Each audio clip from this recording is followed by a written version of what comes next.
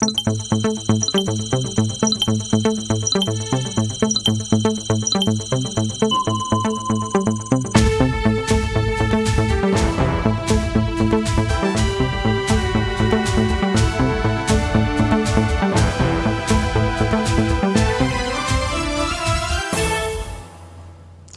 le dernier 13h de la semaine. Bienvenue à tous. Au Burkina Faso, le tirage au sort pour le positionnement des candidats sur le bulletin unique de scrutin présidentiel s'est fait ce vendredi. Conseil des ministres, le projet de réalisation de l'aéroport de Dancin et la nomination de préfet étaient entre autres au menu des échanges. Bonjour et merci de rester avec nous. La Commission électorale nationale indépendante du Burkina a procédé hier au tirage au sort pour la constitution du bulletin unique de scrutin présidentiel. Ce acte intervient après la publication de la liste définitive des candidats par le Conseil constitutionnel qui a retenu 13 candidatures. Abdelrahim Migné. Le bulletin unique des scrutins pour la présidentielle du 22 novembre est une feuille de format A3 dont les photos des candidats sont disposées de façon horizontale. À l'issue des tirages au sort, chacun des 13 candidats retenus par le Conseil constitutionnel connaît désormais son positionnement sur le bulletin unique. Do Pascal Sessouma occupe la première place, suivi de Edi Komboyogo, Ambroise Farama, Ablassé Ouedraogo, Kadre Désiré Ouedraogo et de Yacouba Isaac Zida. Le chef de file de l'opposition, Zéphirin Diabré, occupe la 7e place, juste avant Gilbert Noël Ouedraogo. Le candidat du MPP, actuel président du Faso, Rochmar Christian Kaboré, vient en 9e position et Abdoulaye Soma est 10e. La liste s'achève avec Monique Yelikam, 11e, Taïrou Bari, 12e et le candidat indépendant Aimé Tassambedo, 13e. Pour la plupart des candidats, peu importe le positionnement, c'est le programme de société qui est le plus important. C'est le sort qui m'a classé 11e. Et ce classement, le rang ne modifie en rien ma conviction. C'est la conviction qui compte, c'est le projet de société pertinent que j'ai qui compte. Je pense que c'est le programme de chacun qui fera la différence. C'est le projet de société de chaque candidat qui fera qu'on va voter pour lui ou contre lui. Certains candidats, par contre, vont au-delà du programme. Ils estiment que le positionnement peut être porteur de chance. Je suis positionné 3e sur la liste. Et vous aurez remarqué que même dans l'ordre alphabétique, j'étais 3e. Et je suis resté encore dans l'ordre du tirage 3e. Donc le chiffre 3, en tout cas, semble être collé à nous et il semble nous porter chance et bonheur. Et nous espérons que cela va nous porter la chance et le bonheur afin qu'au soir du 22 novembre, nous soyons finalement à la place numéro 1. Numéro 4, position bien faite. Et je voudrais dire ici que c'est une grâce pour nous. Si pour une population de 25 millions, Dieu vous a désigné pour faire partie de 13 candidats pour compétir et devenir le premier des Burkinabés, c'est une grâce. Je remercie Dieu et je souhaite, comme c'est Dieu qui donne le pouvoir, qu'il continue son œuvre jusqu'à la fin. Après la constitution du bulletin unique par l'apposition des photos de chaque candidat par ordre de classement, les candidats ou leurs représentants ont paraphé la fiche. Et en prélude aux élections couplées du 22 novembre prochain, le ministère en charge de l'administration territoriale, à travers la Direction générale des libertés publiques et des affaires politiques, a initié une formation sur la police administrative des élections. Objectif, contribuer à l'organisation d'une élection apaisée au Burkina Faso. La première étape de la formation s'est tenue ce jeudi à Zignaré. Sanata Serré pour le compte-rendu. Faire de ces acteurs du potentiel renfort dans les actions de non-violence en période électorale, c'est l'un des objectifs poursuivis par cette session de renforcement des capacités sur la police administrative. Une formation qui va leur permettre de mieux établir l'ordre public dans leur espace territorial pendant le double scrutin du 22 novembre prochain. Aussi, elle entend outiller ses autorités déconcentrées de l'État pour qu'ils puissent apporter leur contribution pour des élections transparentes et apaisées. Et les autorités peuvent être amenées à aménager en tout cas pour que, quand on parle de troubles à l'ordre public, pour que les gens pendant la campagne et pendant le vote, pour que les gens ne se bagarrent pas, pour qu'ils ne perturbent pas la liberté d'aller et de venir des uns et des autres, pour qu'ils ne soient pas une entrave à la sécurité. Donc aujourd'hui, nous avons parlé de police administrative des élections. En français facile, c'est comment gérer les élections, le rôle et la responsabilité des acteurs des services déconcentrés, des dépositaires de l'autorité de l'État et des élus que sont les maires, les présidents de conseils régionaux et conseils municipaux.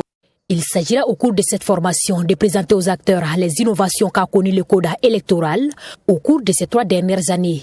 Un exposé qui sera suivi d'exercices à pratique selon la gouverneure de la région du Plateau central.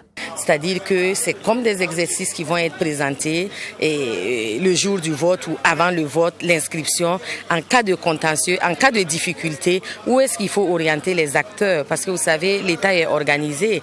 Il y a, je l'ai dit tantôt, il y a le tribunal administratif, il y a les CEPI qui sont là, qui sont également concernés par la formation, jusqu'au niveau police judiciaire, il faut le dire. S'il y a maintien à l'ordre, et trouble à l'ordre, menace de trouble à l'ordre public, qu'est-ce qu'il faut faire, comment il faut agir. Et donc nous avons également des officiers de police judiciaire qui sont avec nous, en Suisse des dépositaires de l'autorité de l'État. Les participants sont entre autres les préfets des départements, les hauts commissaires, les élus locaux et présidents du conseil régional. Après Zignaré, c'est Koudougou et Bobo Dioulasso qui abriteront les 26 et 28 octobre cette session de renforcement des capacités sur la police administrative des élections. Ces formations, faut-il le rappeler, ont été possibles grâce au soutien financier du PNUD à travers son projet d'appui au processus électoral du Burkina Faso, PAPE BFA 2019-2021. Plusieurs décisions importantes ont marqué le traditionnel Conseil des ministres, dont l'accord pour la ratification de plusieurs accords de prêt et de dons et la construction de l'aéroport de Donsin. L'appel d'offres international lancé le 25 mars 2019 a été également examiné. La réalisation des travaux du lot A2 a été attribuée au groupe Sogea Satom Karafi. Michael Tougré. C'est un conseil de ministres de ce mercredi 23 octobre qui a duré 1 heure du temps. Au titre du ministère en charge de l'économie, le conseil a marqué son accord pour la ratification de plusieurs accords de prêts et de dons. Nous avons également pris une ordonnance portant autorisation de ratification de l'accord du don numéro D684BF conclu le 28 septembre 2020 à Ouagadougou entre le Burkina Faso et l'IDA pour le financement additionnel du programme d'amélioration de l'accès et de la qualité de l'éducation. Nous avons également pris une ordonnance portant autorisation de ratification de l'accord de prêt conclu le 13 octobre 2020 entre le Burkina Faso et la Banque d'investissement et de développement de la CEDEAO, BIDC, pour le financement partiel du projet de réalisation de 27 systèmes d'adduction d'eau potable AEP dans les régions de la boucle du Moun et des Hauts-Bassins. C'est 5 milliards de francs CFA avec donc une contribution de l'État à hauteur donc de 6%. Le projet de réalisation de l'aéroport international de Ouagadougou Donsin se poursuit dans le cadre de l'appel d'offres international du 25 mars 2019 pour la réalisation des travaux l'OA2 constitués par les chaussées aéronautiques, la balise catégorie 2, l'assainissement et la clôture OACI. Les résultats ont été examinés et le marché pour la conduite des travaux attribué à ce conseil des ministres. Examiner les résultats de l'appel d'offres international. Le Conseil a marqué son accord donc pour l'attribution de ce marché au groupement d'entreprises Sogea Satom Karafi pour un montant toutes taxes comprises de 79 milliards 655 millions 134 970 francs CFA avec un délai d'exécution de 30 mois calendaires. Le financement est assuré donc par différents partenaires financiers, à savoir la BID, la BADEA, la FSD, la FKDA, l'OFID et le budget de l'État. À ce conseil des ministres, 9 préfets ont été nommés, entre autres dans les communes de Boussouma, dans le Boulgou, de Boudri, dans le Ganzourgou et de Nasséré, dans le BAM. Lutte contre le braconnage d'ivoire au Burkina Faso, la Direction générale des eaux et forêts a présenté ce vendredi aux hommes de médias des spécimens d'animaux sauvages saisis. 2 présumés voleurs de ces butins ont été arrêtés. Cette opération a connu un franc succès grâce à l'appui de l'ONG Conservation Justice. Mamitriana Kamabou. Ce sont au total 11 défenses d'éléphants et 2 morceaux d'ivoire qui ont été saisis par la direction des opérations de la Direction générale des eaux et forêts vendredi dernier. Le butin saisi est estimé selon le lieutenant Yacouba Ouetraogo, commandant de brigade d'intervention rapide, à 32 kg d'ivoire. Et sa valeur est estimée selon les conférenciers du jour à plus de 8 millions de francs CFA. Il faut dire que c'est dans une hôtel de la place que effectivement ces trafiquants voulaient effectivement commercialiser ces 11 défenses. Donc c'est grâce à une source digne de foi, effectivement, que nous avons pu mener l'opération pour mettre la main donc, sur ces 2 présumés délinquants. Conscient de la grande menace qui pèse sur les espèces animales protégées, le gouvernement burkinabé interdit la chasse de ces animaux et la commercialisation des produits dérivés. Et en cas de violation de ces textes anti-braconnage, les contrevenants s'exposent à de sévères sanctions. Les personnes interpellées risquent, selon le code forestier, une peine d'emprisonnement pouvant aller jusqu'à 5 ans et une amende pouvant s'élever jusqu'à 5 millions de francs CFA.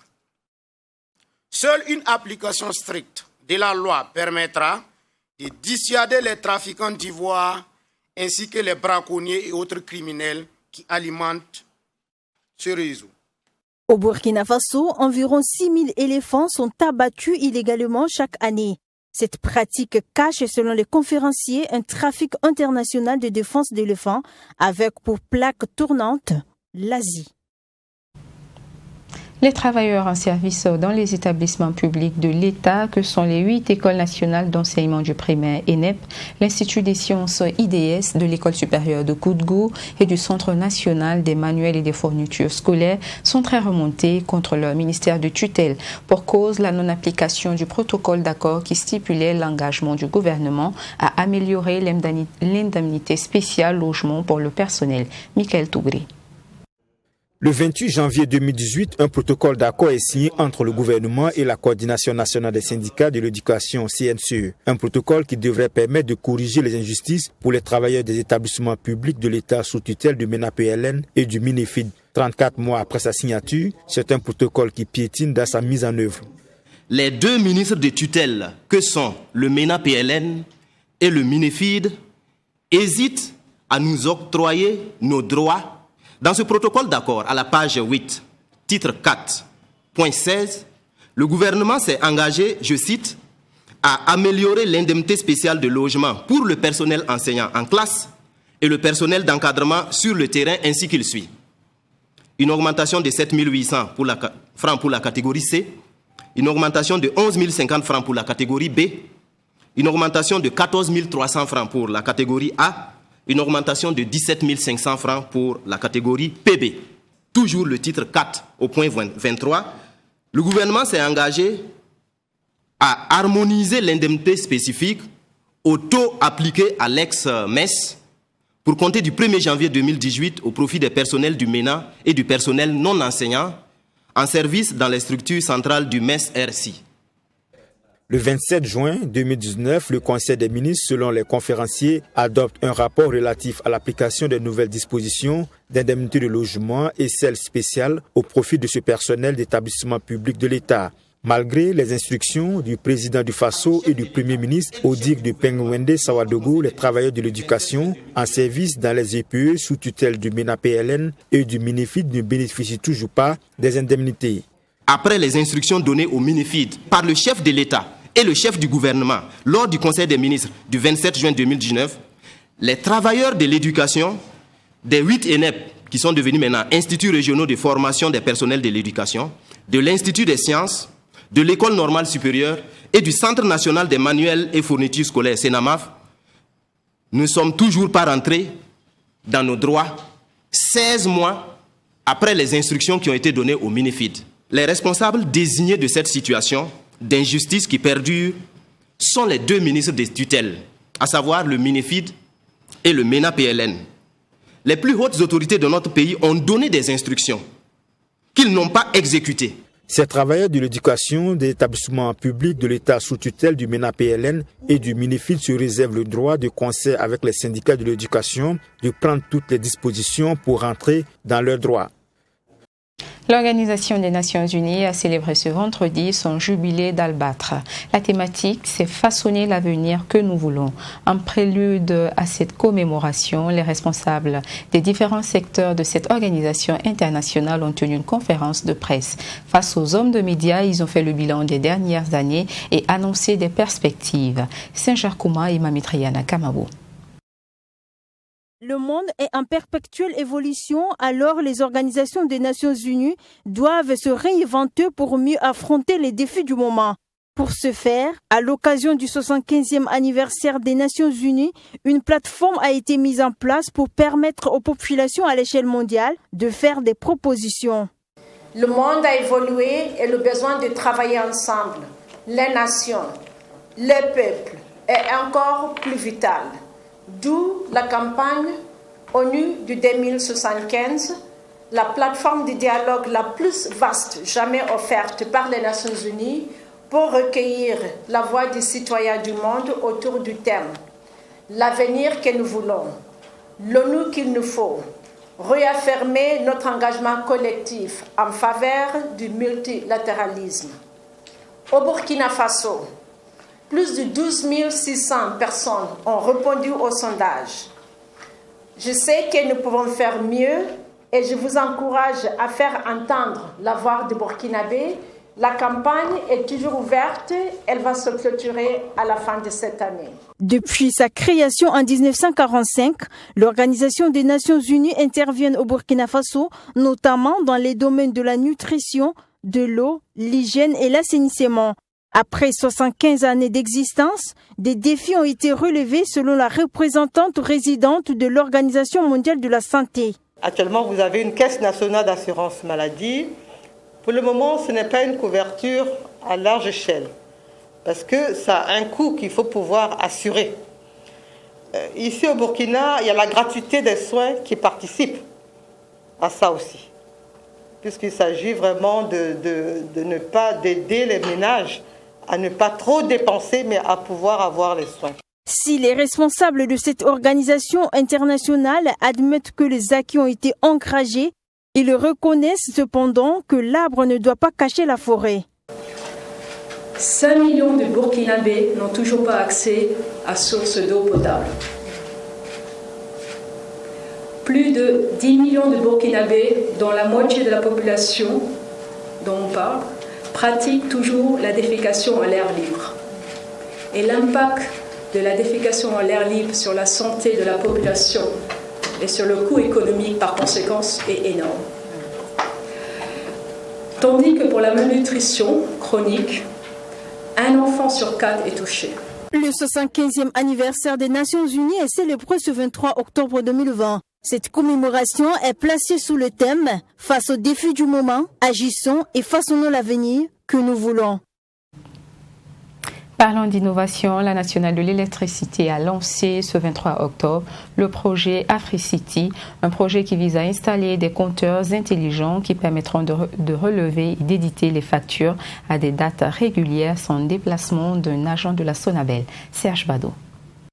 Améliorer la qualité de service à la clientèle, notamment la fourniture de l'électricité par l'installation d'équipements modernes, précisément des compteurs intelligents, c'est l'objectif du projet AfriCity, initié par un consortium d'entreprises françaises et la Sonabel. Ces technologies innovantes seront déployées en avant-première au Burkina Faso, dans une partie de la cité Azimou. Selon Baba Ahmed Koulibaly, directeur général de la Sonabel, ce compteur présente beaucoup d'avantages pour le client. Les clients pourront donc, à partir de ces compteurs intelligents, pouvoir voir leur consommation, parce qu'il faudrait télécharger sur le téléphone, sur vos smartphones, une application à partir de laquelle, lorsque l'on est au bureau, on peut voir sa consommation instantanée et puis on peut visualiser sa facture d'électricité à venir.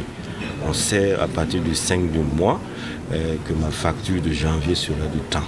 Et le lendemain, on aura une réévaluation de sa facturation. Et ça permet donc au client de baisser, d'optimiser sa consommation, de ne pas payer trop cher de l'électricité pour le même confort. Selon le président de l'association des résidents de la cité Azimo, cette phase pilote dans les zones de résidence est la bienvenue et c'est avec satisfaction qu'il accueille la nouvelle. Le projet avec une très grande satisfaction dans la mesure où c'est la digitalisation.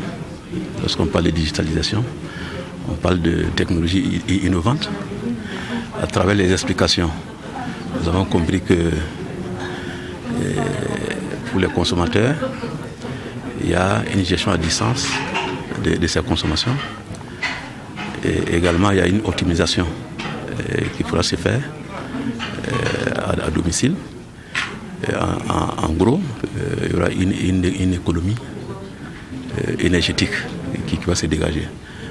Je pense qu'il y a une satisfaction à tirer pour les consommateurs. Notons que pour cette phase pilote, c'est environ 560 compteurs qui seront installés en remplacement des anciens. Ce projet d'un coût global de 650 millions de nos francs est financé par le gouvernement français. Après la phase pilote, la Sonabel procédera à l'extension de cette nouvelle technologie.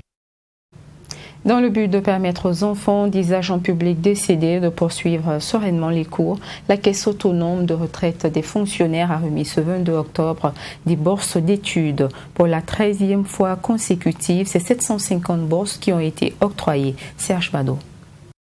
Pour cette nouvelle année scolaire, l'innovation dans l'octroi des bourses scolaires est la prise en compte des enfants des forces de défense et de sécurité et les agents de l'État tombés du fait du terrorisme. Et pour la directrice générale de la Carrefour, cet élan de solidarité rentre dans le cadre de la responsabilité sociétale de l'entreprise Carrefour. Pour la bourse scolaire, Carrefour avait des critères, mais cette année, nous avons donc sauté quelques verrous pour prendre en compte les orphelins de nos FDS et les agents publics de l'État décédés du fait du terrorisme. Donc vous savez que depuis 2016, le Burkina Faso fait face donc à des attaques terroristes. Et Dieu merci, nos FDS qui veillent jour et nuit sur nous arrivent à juguler donc ce fléau-là. Et donc nous nous sommes dit que c'était de notre devoir de prendre en charge leurs orphelins, même s'ils ne remplissaient pas les critères que la Carrefour a édictés pour les bourses scolaires. Pour la représentante des tuteurs, des bénéficiaires, ce geste de la Carrefour vient soulager les tuteurs qui, selon elle, connaissent une vie précaire. Je suis très émue et sensible à cela parce que c'est pas très simple. C'est vraiment difficile, mais avec l'aide de la Carrefour, nous rendons toute la gloire à Dieu. Les soucis vont diminuer en ce qui concerne la scolarité des enfants. Vous savez que le paiement de la scolarité, c'est pas simple. Quand on est seul, c'est pas du tout simple. Donc on a besoin d'être accompagné financièrement pour pouvoir les enfants dans la scolarité, dans les études. Voilà. Un rappel, depuis 2008, la Caisse autonome de retraite des fonctionnaires s'est engagée à soutenir les orphelins de ces pensionnaires décédés. Et pour cette année, de 500 bourses d'une valeur de 5 millions, ce sont 750 bourses d'une valeur de 75 millions qui seront mises à contribution pour la scolarité des enfants. De la culture à présent dans ce journal, la 3e édition des rencontres musicales africaines RIMA a ouvert ses portes ce 22 octobre à Ouagadougou. Initiée par la cour du Naba de l'artiste Alif Naba, cette rencontre est un événement culturel annuel qui réunit durant 3 jours à Ouagadougou des professionnels de la musique d'Afrique et d'ailleurs Ami Valiant et Adam Skaled Ouetraogo. C'est dans cette ambiance que s'est ouverte la 3e édition des rencontres musicales africaines RIMA. Une édition placée sous le thème « Musique, digitale et économie locale, comment développer des outils adaptés ». Les participants vont 3 jours durant réfléchir et mettre en place une plateforme continue de partage d'expériences des acteurs de la musique. Pendant ces 3 jours, donc, vous allez avoir, vous avez déjà un RIMA avec pratiquement 200 participants qui sont venus de toute l'Afrique. Il y a 16 nationalités qui sont là. Et donc vous avez donc les panels qui commencent donc ce vendredi avec à l'Institut français dès 10h avec des éminents acteurs de la musique sur le continent africain et dans le monde, sous la modération de M. Claude Siard. Et puis vous avez le samedi donc un autre panel qui est donc aura lieu ici même au Sénasa de 10h à 13h aussi, avec des professionnels et des acteurs de la musique qui viennent de tout le continent. Nous avons aussi des formations à l'Institut Goethe qui ont lieu le vendredi, demain et le samedi. Nous avons chaque soir, tous les soirs à partir d'aujourd'hui, des concerts au foyer du Renouveau, juste derrière la caisse populaire au niveau de l'échangeur de l'Est, la caisse populaire de Ouéalguin. Et c'est un moment magique avec des artistes qui viennent du Burkina Faso, des artistes qui viennent du Cameroun, du Mali, de la Côte d'Ivoire, pour célébrer du Togo, pour célébrer la musique sur le continent africain et à Ouagadougou. Présent à cette cérémonie d'ouverture, le ministre en charge de la culture, par ailleurs patron de la présente édition des REMA, a félicité le promoteur pour le travail abattu. Pour lui, cette activité fait rayonner le pays des hommes intègres sur la scène internationale au plan culturel. Je voudrais féliciter le promoteur, M. Alif Naba, dont, j'allais dire, l'activité permet encore une fois de placer le Burkina sur la scène internationale au plan de la culture, confirmant ainsi, j'allais dire, la force de notre pays qui est reconnu comme étant un pays de culture. Mais vous savez, la musique, au-delà de sa dimension distractive, la musique est un puissant moyen d'éducation et de sensibilisation des peuples à la culture de la paix, à la culture de la tolérance. Vous savez que nous vivons aujourd'hui dans un monde où tout est complètement déglingué. Comme je le disais il y a quelques jours, si les hommes politiques, si les peuples des différentes nations entendaient tout ce qui est dit à travers les différentes chansons, nous aurons le monde le meilleur pour tous. Et cette soirée d'ouverture a été ponctuée par des prestations d'artistes dont Abibou Sabadoro, Nabalou Mesmarti. Panels et ateliers de formation vont constituer l'essentiel du menu de ces REMA 2020. Hors de chez nous, en Côte d'Ivoire, à moins d'une semaine de la clôture officielle de la campagne électorale présidentielle, les positions demeurent très tranchées entre celles de l'opposition et celles du pouvoir. Plus de détails avec notre correspondant sur place, Yomba Cabré. La campagne électorale bat son plein, presque à huis clos, souvent à guichet fermé. Juste le temps d'un meeting sans sa saveur populaire et son parfum omnibulant. Les cas d'adversité entre David et Goliath étant comme le jour et la nuit. Ceux qui rêvent à déstabiliser la Côte d'Ivoire sont dans des illusions parce qu'on est là. On est là. On veut la paix, mais ne nous cherchez pas. On veut la paix, mais ne nous cherchez pas. On veut la sécurité, ne nous provoquez pas. Ils parlent, et nous on avance. Le 31 octobre, ils veulent pas. On va aux élections. Dans ce contexte, un seul défi reste à être relevé, le taux de participation, mais aussi la sécurité. C'est pour y parvenir avec un succès éclatant, presque insolent dans certaines régions, que de nombreux cadres investissent le terrain régional avec des stratégies propres à chaque localité. Nous leur disons tout simplement de participer massivement à ce vote parce que le défi, comme vous l'avez dit, c'est le taux de participation. Même si, quel que soit le taux, le candidat qui sera devant va gagner. Nous avons demandé à nos responsables de secteur, à nos départementaux, de faire en sorte que les populations soient formées pour que nous ne perdions pas des voix. C'est le cas de Michel Noufé, directeur régional des campagnes associées et conseiller politique du RHDP. Aux côtés des autres leaders de la campagne dans sa région, à l'unisson comme un seul homme pour le même objectif, ils promettent un score plus honorable à leurs candidats en guise de remerciement des styles pour les nombreuses actions menées et celles à venir.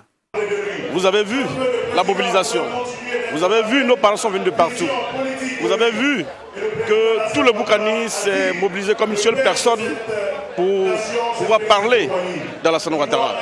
Parce que lorsqu'il s'agit d'Alassane Ouattara, on ne ménage aucune difficulté. Après le lancement, nous nous sommes engagés résolument à faire du porte-à-porte, de sorte que nos parents soient impactés par l'activité que nous allons mener sur le terrain. Nous avons également voulu travailler sur l'ensemble des villages qui sont sous notre supervision. Et vous verrez, dans les jours qui viennent, nous allons parcourir tous les hameaux pour parler de la vision du président de la République à tous nos parents. Et nous sommes sûrs qu'au soir du 31 octobre, les choses vont se passer comme nous le souhaitons, c'est-à-dire que nous aurons la victoire éclatante du président de la République. L'opposition ivoirienne ayant appelé à la désobéissance civile continue ses manœuvres pour l'empêcher, mais la messe semble déjà dite. Le un coup KO promis se transforme peu à peu en un KO sans coup, donc presque un OK. Et c'est sur ces images que nous refermons cette session d'information. Je vous retrouverai bientôt pour d'autres actualités. Mais d'ici là, portez-vous bien. Très bon week-end sur notre TV.